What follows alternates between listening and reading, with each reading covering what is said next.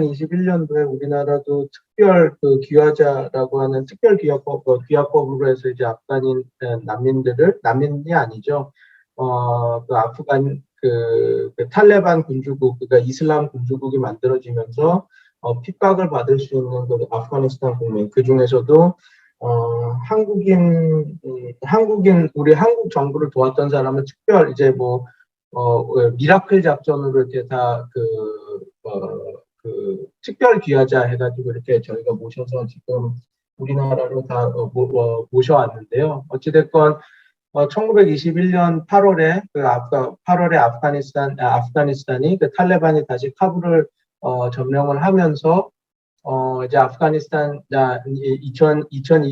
2002년도에 미국의 항구적 평화작전을 통해서 무너뜨렸던 탈레반 정권이 다시 아프가니스탄을 재집권을 했죠. 근데 이제 과연 탈레반 정권이 아프가니스탄을 잘 이끌어갈 수 있을까라고 하는 데는 아직도 많은 의구심들을 낳고 있습니다. 그래서 우선 첫 번째 이제 정부에 대해서 여러 가지 이제 탈레반 정부에 대해서 이제 되게 걱정하는 것 중 하나가 포괄성이나 정도성이 결여돼 있다라고 하는 걸 제일 걱정하고 있고요. 왜냐하면 이게 아프가니스탄의 탈레반 정부나 이런 것들이 국내외 합법성이나 합법적인 절차를 통해서 됐다라기보다는 내부 결속, 탈레반 내에서의 분파들이 서로 이제 나눠먹기식으로 이렇게 결속을 한 거라서 국제사회의 지금은 인정을 받고 있지만 지금 다 이제 무슨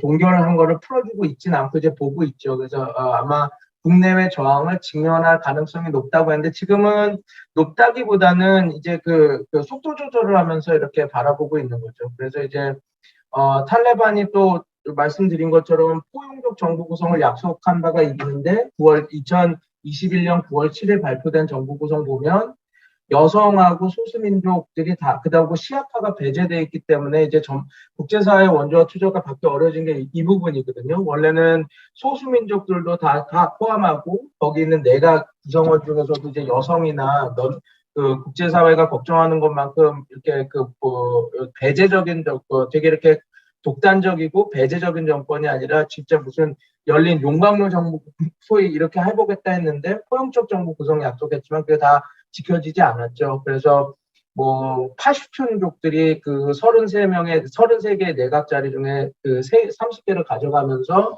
완전 이제 탈레반 부족주의 탈레반 정권이 시작되는 거가 됐죠. 그리고 시아파가 완벽히 배제됨으로써 또 다른 이렇게 갈등을 이렇게 딱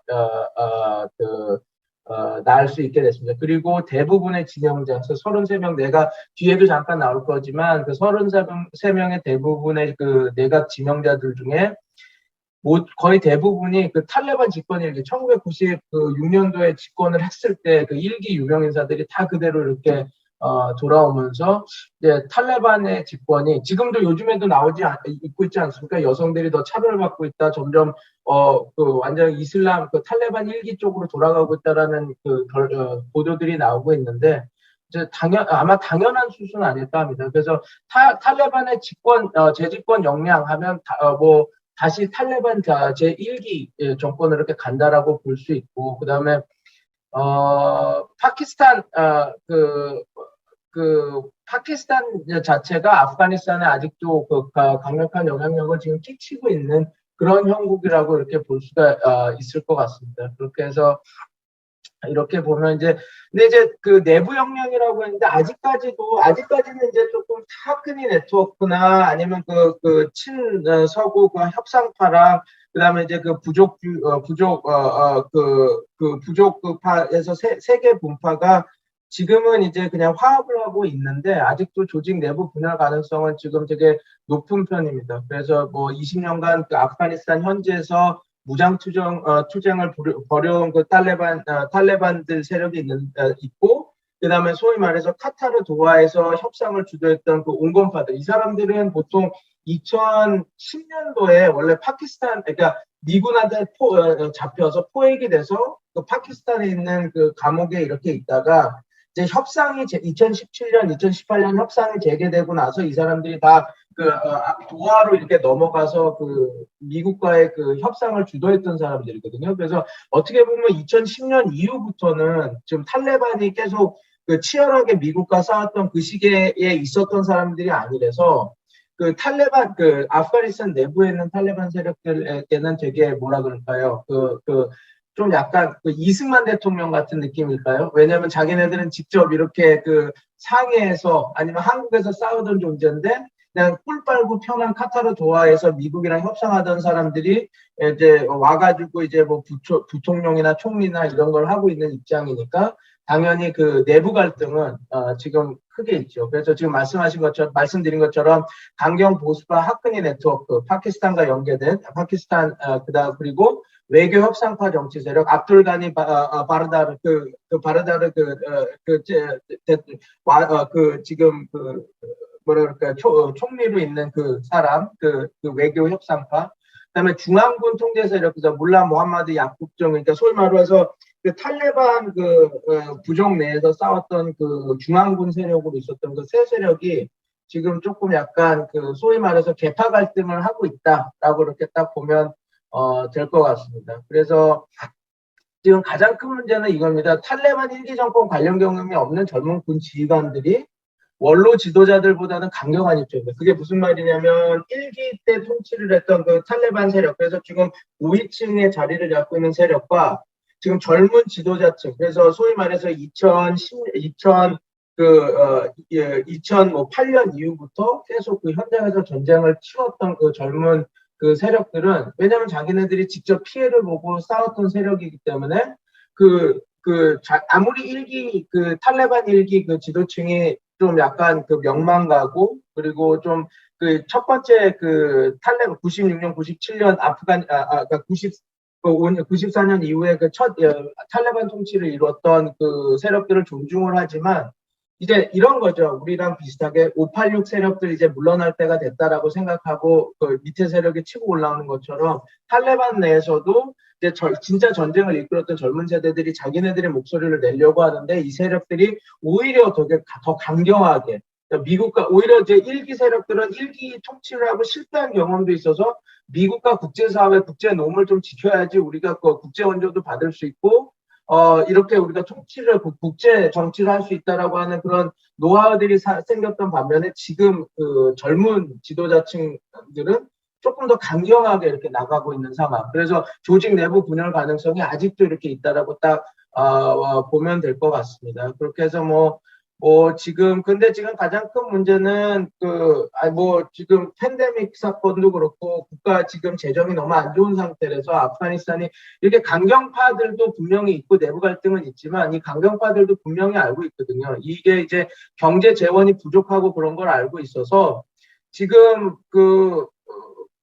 이게 지금 미국이 지원했던 아프간 전국군 병력도 다 실직한 상태고, 그 다음에 탈레반 파이터들로 싸웠던 이 사람들도 과거에는 이제, 뭐라 그럴까요? 그냥 IS나 아니면 자기네들이 불법적으로 이렇게 밀수나 이런 걸 통해서 전투 병력을 했던 사람들이 이제 아프간 정부 내에 들어와서 이렇게 운영을 해야 되는데, 이제 아마 이 세력들이 다시, 그러니까, 소위 말해서 세수가 확보되고, 국가 재정이 안정이 돼야지, 소위 말해서 국가 운영이 되는 상황이기 때문에 아마 지금 상황에서는 어느 정도 이제 내부 갈등도 있고 하지만 국제사회랑 맞춰가면서 동결된 IMF 자원이나 여러 가지 동결된 자기 돈을 좀 받기 위해서 노력은 할 걸로 보입니다. 그렇지만 그 안에서도 지금 서로 이렇게 세 세력이 지금 아까 전에 말씀드린 세 세력이 이렇게 싸움을 할 거지만 그래도 권력 투쟁을 할 거지만 이제 그 안에서 자기네들이 국가라는 거 운영하기 위해서는 세수나 이런 게 확보돼야 되기 때문에 아마 그런 쪽으로 어느 정도 이렇게 그게 겉으로 하는 뭐라 그럴까요? 그냥 위장이라고 할지라도 어떻게 이제 경제 재원 부족 이거를 맞추기 위해서 어느 정도 국제 글로벌 놈을 맞춰가려고 이렇게 노력을 하려고 하긴 하겠죠. 그래서 우선 뭐 실패한 이런 얘기들은 이제 시간 관계상 다 이야기는 제가 드리지는 않겠습니다. 근데 결과적으로는 여기 이 모든 것들이 지금 어떻게 보면 이게 아프가니스탄 국가재건 계획이 소위 말해서 2002년도에 미국이 아프가니스탄을 침공하고 이제 그 탈레반 세력을 무너뜨리고 이제 좀 약간 그 세속주의 국가로서 이렇게 만들겠다라고 했던 그래서 그걸 강력하게 추동했던 아프가니스탄 국가재건 정책을 이제 다 실패로 돌아간 거죠. 돈을 엄청나게 많이 들였고 뭐 지금 여기서 보여드리는 것처럼 뭐 다양한 뭐 미국 의회 산하에서 하는 그 시가 그러니까 소위 말해서 그 아프가니스탄 제거 특별 감찰기구가 있어서 그게 매년 그 미국 의회에 레포트를 했었거든요. 근데 19년간 1,450억 달러를 재건 자금으로 국방부 및 관계 기관들이 지출했는데 그리고 심지어 그 중에서 830억 달러가 아프가니스탄 방위군 자금으로 다 들어갔는데 끝내는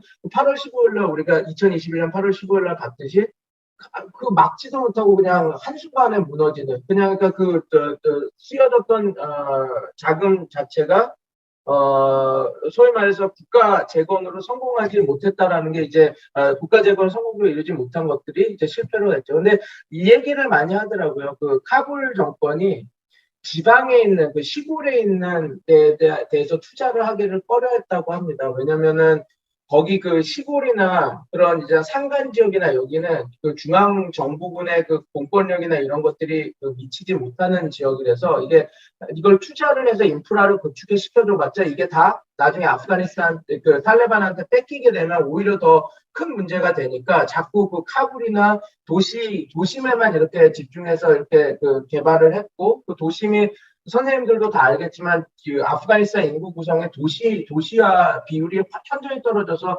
도시에 살고 있는 인구는 30% 미만이거든요. 아프가니스탄. 그러니까 70%의 대다수의 인구가 이런 그 국가 재건 프로그램 안에서 포용되지 못하고 버려져 있었다라는 거. 그래서 그 불만을 탈레반들이 잘 이렇게 흡수했다라는 것이 어떻게 보면 미국의 국가 재건이 저렇게 큰 돈을 썼지만 실패한 거라고 이렇게 보면 어떨까 이런 생각이 듭니다. 그래서 이제 제가 근데 가장 크게 요번 때 이제 선생님들과 잠깐 얘기하고 싶은 거는 이제 뭐 다양하게 이제 어떻게 그 도하 협정이 그 탈레반 카불 정권이 배제되고 소위 말해서 미국 입장에서는 빨리 그 테러와의 전쟁을 종식시키고 나가는 데 집중돼 있었기 때문에 탈레반을 이렇게 왜 못할 수밖에 없었냐 그런 내용들은 이제 선생님들도 다 아실 테니까 이게 넘어가고 제가 이야기 드리고 싶은 거는 요번에서 이야기 드리고 싶은 거는 요겁니다. 제일 중요한 거는 이게 이렇게 되면 좋을 것 같아요. 그러니까 그러니까 사법행정 입법조직기구 중에서 사법 기능을 어떻게 그 탈레반 이전에 그 카불 정권이 잘못해서 무너졌는지 또 그 공백을 어떻게 탈레반이 자기네들의 그 샤리아 법정을 잘 설립해서 국민들을 좀 보호하면서 갔는지 그거에 대해 그걸 관련해서 이야기를 좀 드리고 싶습니다. 그게 어떻게 보면 국민들의 마음을 좀 이렇게 좀 뭐라 그럴까요? 확실히 그 여론의 마음을 얻는 하나의 큰 계기가 됐거든요. 이제 요거를 이렇게 딱 가면 예.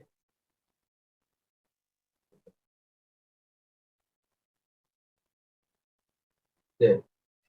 이게 이렇게 보면 그러니까 탈레반 정부는 그 소위 말해서 그 지금 과도 정부가 아니라 지금은 정부가 됐죠. 아직 아프가니스탄 이슬람 군주국 사법 체계를 확립하지 못했습니다. 근데 지금도 그렇습니다. 아직 어떻게 얘네들이 하는 샤리아 법 체계를 아프가니스탄에서 이렇게 바로잡을 것인가, 어떤 형식으로 갈 것인가는 확립이 안 됐는데 이거를 다만 탈레반의 재집권이 아프가니스탄 중앙정부 그 사법체제 구축 실패로 인한 공백을 탈레반의 샤리아 법정이 성공적으로 대처한 것에 기인했다는 것을 알기에 샤리아 법정을 통한 사법체계는 당분간 지속될 것이라고 이렇게 제가 5개월 전에 썼는데 아직도 그대로 유지되고 있습니다. 그게 왜냐하면 2001년 탈레반 실각 후에 집권한 아프가니스탄 공화국 정부는 서부 국가의 사법체제를 적극 수용해서 현대적인 사법체제를 구축하였는데 탈레반 집권 이전의 아프가니스탄 중앙정부 시설 사법체계는 삼심제도, 우리도 삼심제도지 않습니까? 그래서 지방법원, 고등법원, 대법원이 있었고 민사, 형법, 행정, 군사재판을 분류해서 어떻게 보면 세속적인 정부처럼 똑같이 사법체계를 구축해서 운용을 했습니다. 그런데 뭐가 문제였었냐면 아프가니스탄 공화국 정부, 그러니까 지금의 탈레반 집권한 정부의 그 이전에, 그러니까 소위 말해서 미국이 들어와서 2001년에 자리 잡은 아프가니스탄 공화국 정부의 사법체제의 문제점은 효율성 및 접근성이 매우 떨어졌다는 점이었습니다. 왜냐하면 2006년 설문조사에 따르면 불과 20%의 아프가니스탄 국민들이 법적 분쟁이 발생했을 때 자기네들이 아프가니스탄 사법부 판결을 받겠다고 밝힙니다. 그게 무슨 말이냐면 사법 체제가 있음에도 불구하고 법정 분쟁이 있으면 자기는 아프가니스탄 그 법정에 안 가겠다라는 거예요. 그러면 어디에서 네가 이걸 법률 서비스를 받겠느냐? 그러면 우리는 탈레반 법정 가가지고 직결 그 법정 가서 우리가 문제를 해결하겠다라고 하는 사람이 더 많았다라는 거죠. 여기 뭐라고 했냐면 탈레반의 샤리아 법정의 경우 자신들의 주변에서 열리고 재판 및 법 집행이 신속하게 진행되는 반면 아프가니스탄 중앙정부 사법 시스템은 금전적으로나 시간적으로도 너무 오래 걸리니까 이 사람들이 그 사법부 체계를 믿지 않기 시작한 건데 2006년. 2018년 설문조사에는 이런 상황이 조금 개선돼서 46%의 아프가니스탄 국민들이 법적 분쟁이 있을 시 중앙정부 사법 시스템을 이용하여 법적 판결을 받을 것이라고 밝히긴 했지만 그러나 2018년 설문조사에도 아프가니스탄 국민들은 정부의 사법체계에 비효율적이고 접근성이 높지 않고 부패도 높다고 이렇게 봤습니다. 그래서 특히 70%의 국민이 산간지역에 거주하는 아프가니스탄 특성상 서구적 사법 서비스를 이해하고 이용하기에는 아프가니스탄 국민들에게 어려움이 많았죠. 그래서 노아 코멘이라는 이 사람은 이제 리포터인데 기자 소위 인디펜던트지의 영국 기자인데 이 사람이 많이 이야기했던 게 아프가니스탄 중앙정부의 제1안보위협은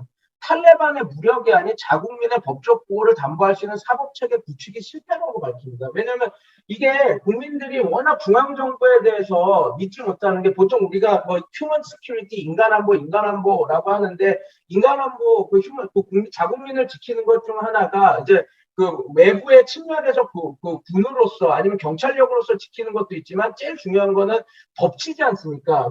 법치 체계인데 법을 통한 통치인데 그 법에 대한 보호를 국민들이 받지 못하고 있다. 내가 아프가니스탄 중앙정부에서 나의 법적 근거나 법적적으로 보호를 받지 못하고 있다라고 생각하니까 이제 탈레반이 그 공백을 치고 들어와서 우리가 너네들한테 법적 보호, 그런 법률 서비스나 법률 이런 것들을 우리가 해준다라고 하고 진짜 죄송합니다. 아프가니스탄 국민들이 그거를 즐겨서 받았기 때문에 탈레반이 그냥 단순히 무력적으로 잘 싸우고 게릴라 전쟁만 한 것이 아니라 그리고 그냥 이슬람의 가치를 잘 이렇게 포장하고 전달해서 국민들한테 마음을 얻는 게 아니라 바로 이런 사법체제, 사법 시스템이 무너지는 거. 그래서 어떻게 보면 failed state로 아프간 국가가 간 거를 탈레반이 그래도 어느 정도 성공적으로 자기네들의 샤리아 법체계로서 받아준 것들, 국민들한테 신뢰를 얻었기 때문에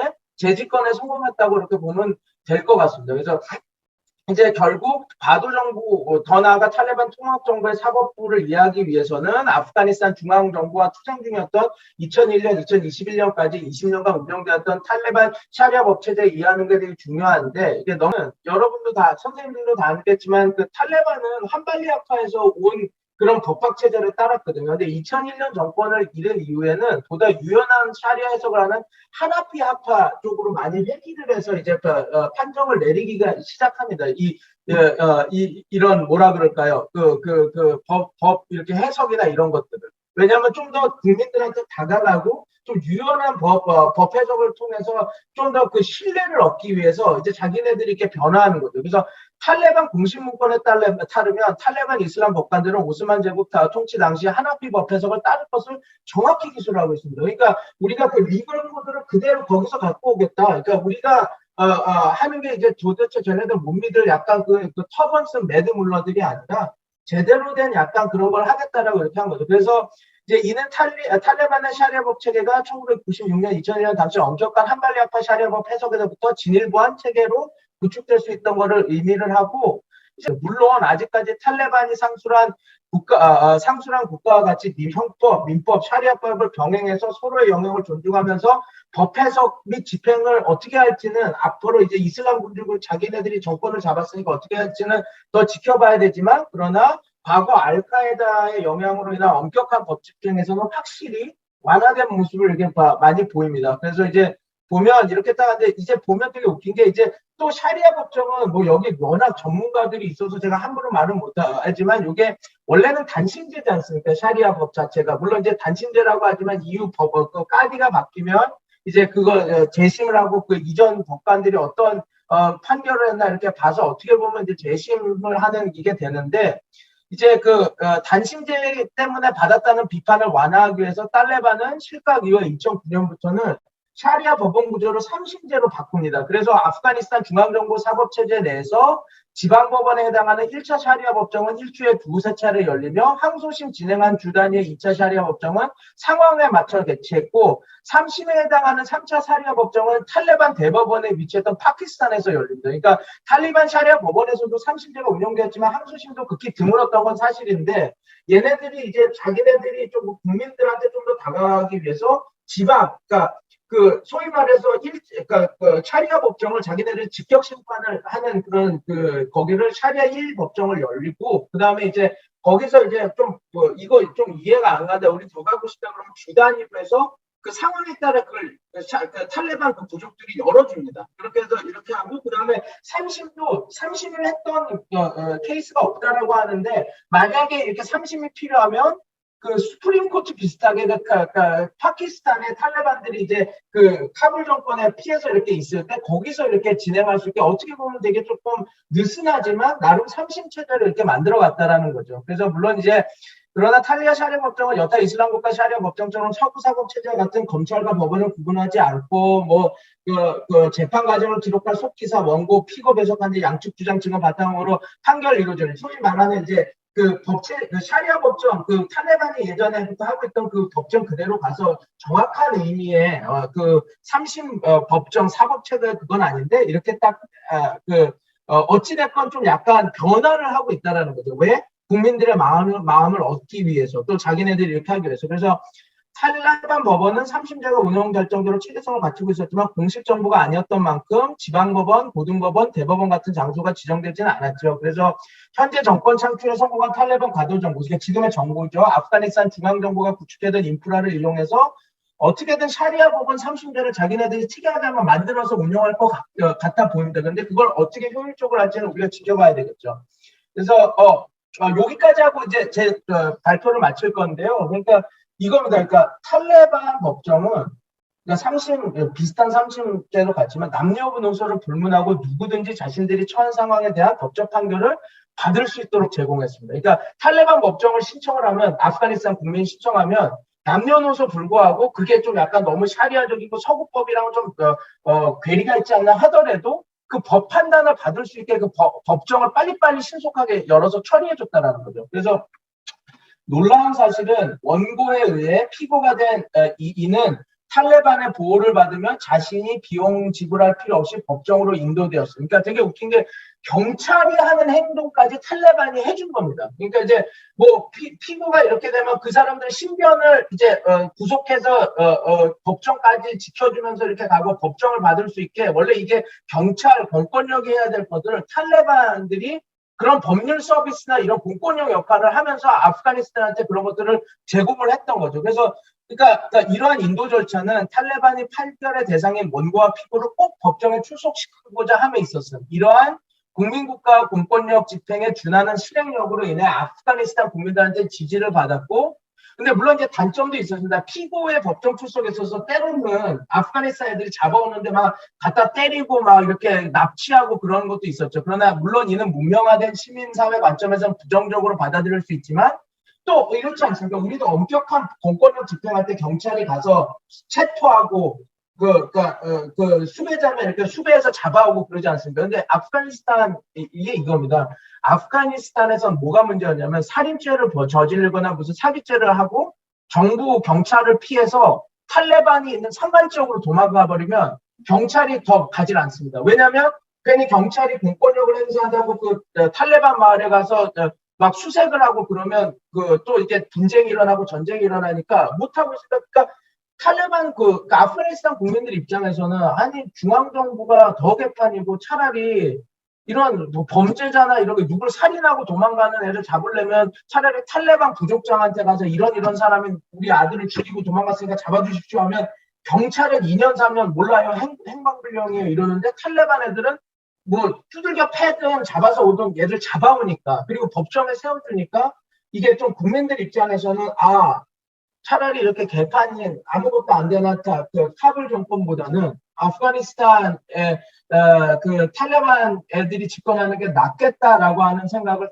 당연히 가질 수밖에 없었거든요. 아 물론 제가 지금 뭐 이게 간단하게 말하고 한 분야만 말하니까 이렇게 짧게 했는데 물론 이제 그 카불 정권의 부패며 무능이 꼭 이런 사법 체계뿐만 아니라 다양한 분야에서 일어나고 그다음에 꼭 그것뿐만 아니라 탈레반 애들이 좀 폭력적인 군사 작전 실행으로 그 지역을 점령하고 그런 부분들 이 보고서에는 제가 담긴 담았는데 제가 조금 오늘 발표에서는 좀 집중하고 싶었던 건 우리가 생각할 때 아니 꼭 그 카불 탈레반이라고 하는 세력이 어떻게 다시 이 아프가니스탄을 재집권했냐. 단순히 미국의 실정 때문에 얘네들이 다시 돌아왔냐라고 하면 그것은 아니거든요. 왜냐하면 그 소위 말해서 그 이전에 그 카불 중앙 정권의 그 실책들. 근데 그 실책 중에서도 정말 국가 기능 중에서 하나의 되게 중요한 사법 기능이 완전히 이렇게 무너졌고 그 아프가니스탄 국민들이 그 카불 정권이 제공하는 그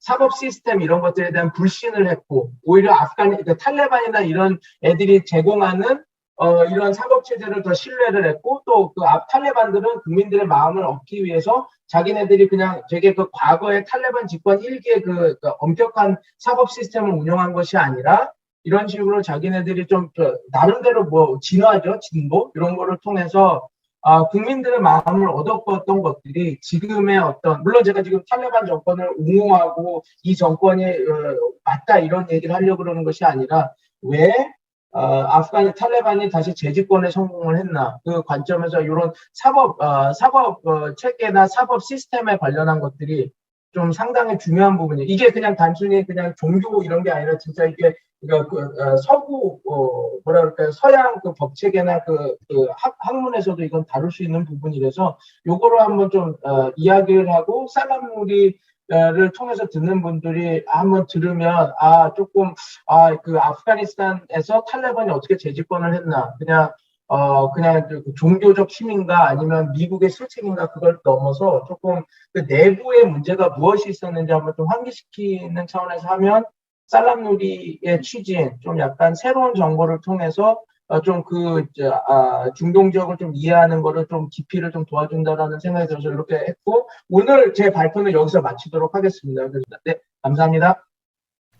예, 백승 박사님 너무 감사합니다. 그 말씀해주신 내용 잘 알겠고 지금 이 동영상을 보고 계신 살람누리 이 동영상을 보고 계신 분들께 아프가니스탄의 상황 그리고 어떻게 말씀하신 대로 어떻게 탈레반이 재집권을 할 수 있었는지 등등 많은 국민들이 궁금해하는 것들을 상세하게 잘 설명해 주셔서 쉽고 그리고 상세하게 잘 설명해 주셔서 참 유익한 강의였다고 생각합니다.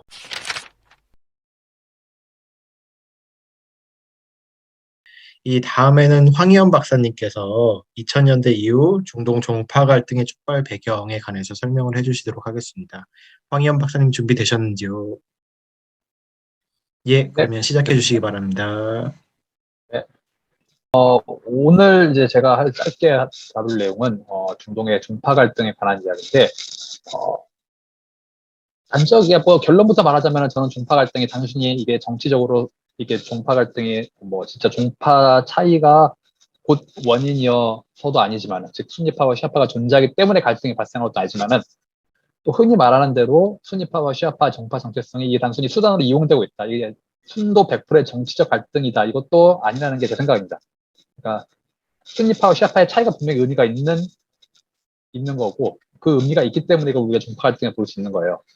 그러니까 단순히 이란과 사우디아라비아가 자신들의 갈등 과정에서 종파를 이용하기 때문에 우리가 이것을 종파 갈등이라고 부를 수 있는 것이 아니라 분명히 종파 사이의 차이가 일정 정도 작동을 하고 있다는 게 현재 갈등에서 중요한 요인 중 하나로 작동하고 있다는 게 제 생각입니다. 물론 그 차이를 갈등으로 만들어내는 원인은 존재하지만 차이를 갈등으로 만들어낸 어떤 배경 요인은 존재하지만은 가령 이렇게 생각해 볼 수 있어요. 그러니까 나무가 있으면 장작이 있으면은 그 장작에 불이 붙으려면은 두 가지가 다 필요하죠. 그러니까 점화하는 요인도 필요하지만은 장작도 필요하듯이 장작이고 종파가 차이가 되는 것이고 점화하는 그 촉매가 지금 2000년대 이후에 있었던 중동의 어떤 정치 변동이 있는 겁니다. 그렇기 때문에 저는 종파 갈등이라는 걸 이야기하면서 크게 두 가지 이제 해석이 있는데 첫째가 일단 뭐 흔히 말하는 대로 종파 사이의 갈등이 1400년간 이어져 왔다. 두 종파가 다르기 때문에 갈등을 해왔다라고 말하는 뭐 근원주의 관점이 있고요. 다른 하나는 이제 흔히 이제 이 근원주의 관점을 반박할 때 제시되는 종파 갈등은 존재하지 않고 정체성은 다 이용되는 것뿐이다. 정체성 사실은 이 갈등은 사우디와 이란의 갈등이지 종파 정체성은 그저 수단일 뿐이다라고 보는 그런 도구주의적 시각이 있습니다. 그런데 뭐 근원주의적 관점이야 뭐 많은 비판을 받고 있으니까 사실은 분명하지만 도구주의적 관점의 가장 큰 문제는 왜 여러 정체성 중에서 하필이면 정파 정체성이 수단으로 이용되는지를 설명하지 못합니다. 뭐 이란과 사우디였으면 아랍 정체성의 차이도 있을 거고 뭐 신정과 왕정, 공화정과 왕정 뭐 굳이 이란과 사우디가 돼야 될 이유도 없죠. 그런데 하필이면 그 두 사이의 갈등 맥락에서 종파 차이가 이용되고 있는 이유는 무엇이냐? 또는 뭐 이란과 사우디가 아니더라도 뭐 시리아 내전이라든가 예멘 내전이라든가 이런 상황에서 종파 차이가 어떤 수단으로 이용되게 만드는 배경이 존재한다. 원인이 분명히 존재하는 것이고 두 번째로는 사람들을 실제 갈등으로 이끌어가게 만드는 호소력과 힘을 가진 힘은 어디서 나오느냐? 만약에 정말 정체성이라는 것이 단순한 수단일 뿐이라면은 그 수단에 동원되어서 사람들이 폭력에 나서게 만드는 것은 무엇이냐? 왜 사람들이 그 정치 지도자의 동원이나 선동에 넘어가서 실제 폭력에 빠져들게 되는 그 계기가 무엇인지에 대해서는 도구주의가 설명하지 못한다는 겁니다. 단순히 도구주의에서는 정치 지도자들이 종파 정체성을 이용하고 있다. 그래서 사람들이 선동돼서 갈등에 참여하는 것이다. 라고 말하는데 왜 사람들이 정치 지도자의 선동에 따르느냐에 대해서는 사실 도구주의적 관점에 설명 못한다는 거죠. 그래서 저는 제가 볼 때는 이 두 가지 요소이 즉 종파 정체성이 가지고 있는 어떤 근원적인 요소, 사람들에게 호소력을 주고 사람들한테 소속감을 부여하고 사람들을 어떤 행동으로 이끌게 만드는 어떤 근원적인 요소가 존재하고 이 근원적인 요소가 어떤 외적인 환경의 변화와 결합할 때 발생하는 것이 2000년대 이후에 우리가 중동에서 보았던 지금도 보고 있는 종파 갈등이라고 생각합니다. 종파 차이가 없으면 종파 갈등이 있을 수 없지만 동시에 종파 차이가 없다면은 종파 갈등이 있을 수도 없다는 거죠. 종파 차이가 종파 갈등의 유일한 설명 요인은 아니지만은 동시에 순위파와 시아파 사이에 존재하는 역사적 기억의 차이, 상징의 차이, 관념의 차이, 교리의 차이가 또 없다면은 사실 갈등이란 게 발생할 수도 없었다는 게 제 기본 논지입니다. 그렇기 때문에 어떤 정치적인 요인, 집단 사이의 불평등한 관계라든지 또는 집단 사이에 서로 갈등하고 대립해왔던 그런 정치적인 요인도 분명히 존재하지만 동시에 상대를 타자로 규정하는 상징 체계, 역사적 기억, 단문 체계가 존재하지 않는다면은 사실 종파 정체성의 어떤 갈등의 수단으로서 이용되는 그런 그런 상황의 조성이 되지 않았을 거라는 게 이제 제 생각입니다. 그러니까 두 가지 요인 모두가 다 존재해야 한다는 거예요. 어떤 정치적인 환경, 갈등을 촉발하게 만드는 정치적인 환경뿐만 아니라 그런 환경에서 갈등으로 확대될 수 있는 어떤 상징적인 요소들, 종파 정체성에 내재되어 있는 요소들 모두가 중요하다는 게 제 생각입니다. 그러한 사례가 드러난 게 바로 이제 뭐 이라크라든지 시리아라든지 바레인의 사례입니다.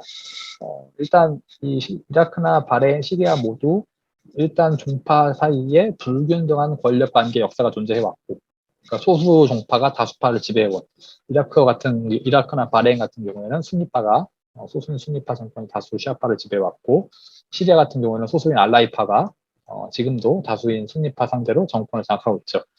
이에 따른 어떤 그 소수 집단과 다수 집단 사이에 어떤 패권이라고 할까요? 또는 국가의 소유권에 대한 경쟁.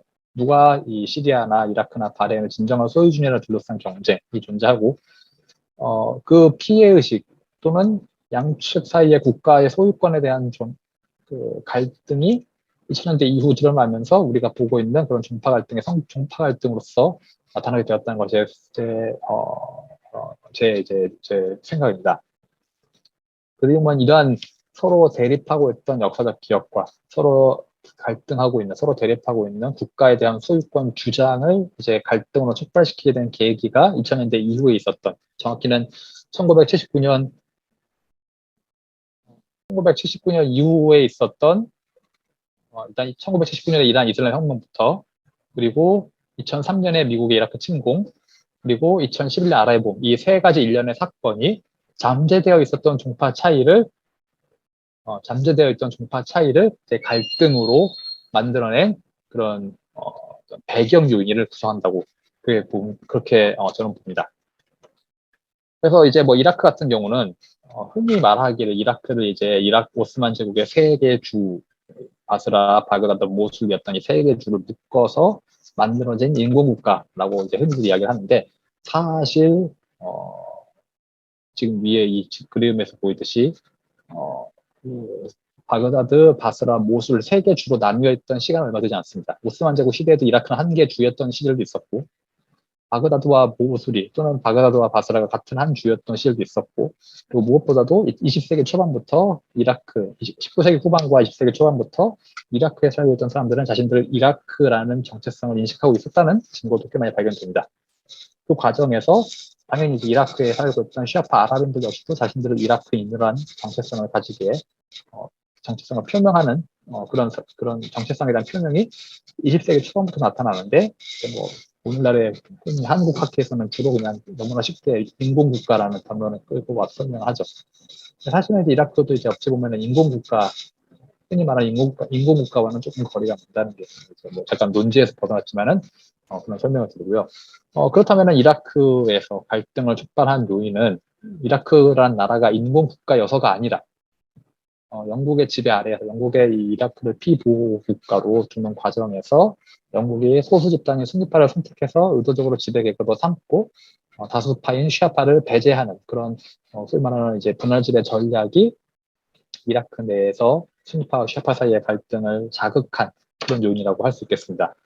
뭐 이제 여기서는 이제 이라크 근현대사의 어떤 간략한 약사인데, 결국에 중요한 것은 이라크 근현대사를 거치면서 영국 지배 아래에서 처음 성립되었던 순니파 지배 구도가 근현대사를 거치면서 그게 고착화되고, 그 과정에서 시아파 사이에, 즉 우리들이 다수임에도 불구하고, 우리가 이라크의 진정한 주인임에도 불구하고 이라크의 주도권에서 소외되었다는 인식을 가지게 되었고, 그 인식이 2003년 이후에 시아파가 권력을 잡게 되면서 이제 정당화되고, 반대로 순니파 입장에서는 지난 이 현대 이라크 국가 건국 이후로 계속 주권을 잡아왔던 자신들의 지위가 2003년 이후에 갑자기 무너지면서 발생한 어떤 괴리감, 그 두 괴리감이 서로 충돌하면서 나타난 것이 바로 지금 2003년 이후에 이라크에서 나타났던 종파 갈등이라는 게 제 주장입니다. 그래서 다른 말로 하자면 이라크의 종파 갈등은 이라크가 인공국가에서가 아니라 이라크가 민족국가에서 일어난 갈등이라고 볼 수 있다는 거죠. 순니파와 시아파 모두 자신들을 이라크 국민국가의 한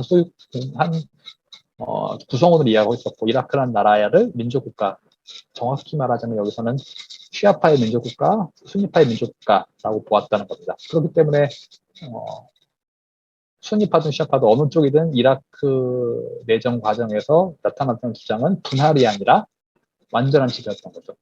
어떤 종파도 이라크를 분할, 즉 시아파의 국가를 만들자, 순니파의 국가를 만들자가 아니라 이라크는 시아파의 국가 또는 순니파의 국가이기 때문에 우리가 주도권을 잡는 것이 맞다라는 주장을 펼쳐왔던 겁니다. 그런 성격을 지녔던 것이 2003년 이후의 중동 종파 갈등이랍니다. 바레인과 사우디아라비아도 비슷한 것이 바레인과 사우디도 일종의 이제 정복 국가로서 순니파 지배 가문이, 순니파 왕정이 아라비아 반도 동부와 바레인 섬을 정복하면서 만들어진 국가고, 그 과정에서 당연히 이제 지배하는 순니파 왕정과 지배를 당하는 시아파 사이에 서로 다른 역사적 기억이 형성됩니다. 시아파 입장에서는 자신들은 강제 지배를 당한 것이고, 반대로 순니파 입장에서는 정당하게 이 땅에 대한 지배권을 행사하는 것이죠. 이 두 역사적 기억의 차이가 아라비봄 이후에 이제 여러 가지 일련의 사건들과 결합하면서 폭발한 것이 바레인 내에서의 이제 어떤 종파 긴장의 고조, 사우디아라비아에서의 이제 동부 시위라고 볼 수 있겠습니다. 단적인 예로 바레인 같은 경우에서는 바레인 시아파 사이에서는 지금 바레인은 여전히 강점기에 있다. 아직 여전히 바레인은 외세의 강점을 받고 있다. 칼리파 왕정이라고 하는 외세의 지배를 받고 있는 것이고 아직 바레인은 독립국가가 아니다. 그런 주장까지도 나오고 그런 역사적 기억까지도 표명하고 있기도 합니다. 그러면 이제 이렇게 이라크나 바레인, 사우디에서 내재되어 있었던 역사적 기억의 차이 또는 이제 두 집단 사이 불평등한 관계에서 기인되었던 그런 갈등을 이제 실제 수면 위로 드러나게 한 요인, 한 사건이 세 가지가 있죠. 첫 번째가 이란 혁명. 즉, 중동 내에서 이란이라고 하는 시아파 이념을 표방하는 국가가 등장하고 시아파의 보호자를 자처하는 그런 세력이 등장한 사건인 이란 혁명이 있었고, 이 이란 혁명에 대응해서 걸프 순위파 국가들은 이란 혁명의 이란 혁명이 확산되는 것을 막기 위해서 이란이 이슬람 혁명이 아니라 시아파 혁명인 것을 강조하는 과정에서 이 종파 차이가 보다 두드러지게 되는 그런 결과를 가져온 첫 번째 사건이라고 할 수 있겠습니다. 두 번째는 이제 이라크 정권 교체였죠.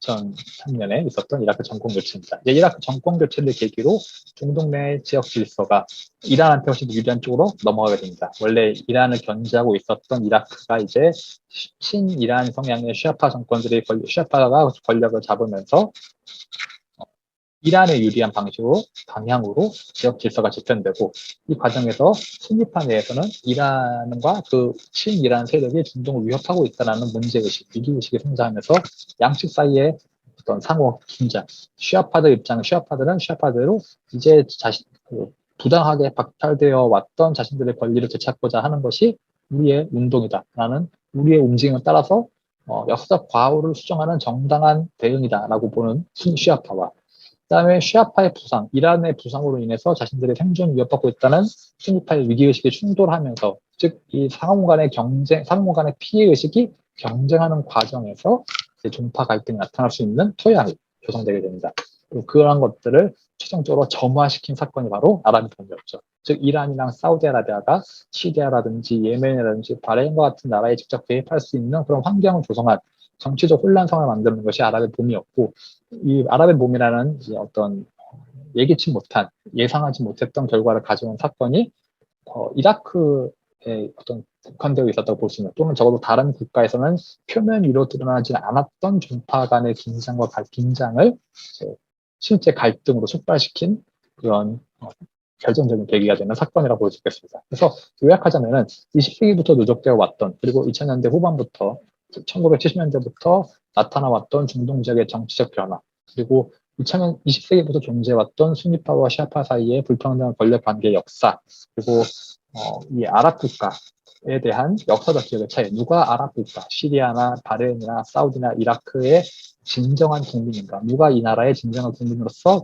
정당한 자격을 가지는가에 대한 역사적 기억의 차이 이것들이 결합하면서 2000년대 후반에 2000년대 이후에 종파 갈등이라는 그런 양상으로 나타나게 되었던 겁니다. 그래서 다시 요약해보자면 종파 갈등이라는 것은 단순히 어떤 정치적 변화로 인해서 발생한 그런 사건만도 아니고 동시에 순위파와 시아파 사이 어떤 1400년간의 갈등에 따른 사건도 아니란 겁니다. 역사적 배경이 분명히 존재하고 그 역사적 배경에는 종파 사이의 차이라는 것을 분명히 부정할 수 없지만 그 종파 사이의 차이라는 것을 실제 갈등으로 만들어낸 데에는 20세기 후반부터 2000년대 초반까지 있었던 그런 일련의 사건들이 결합했을 때야 그 역사적 그 서로 간에 존재하는 정체성의 차이가 갈등으로 발현되게 되었다라는 게 제 기본적인 생각입니다.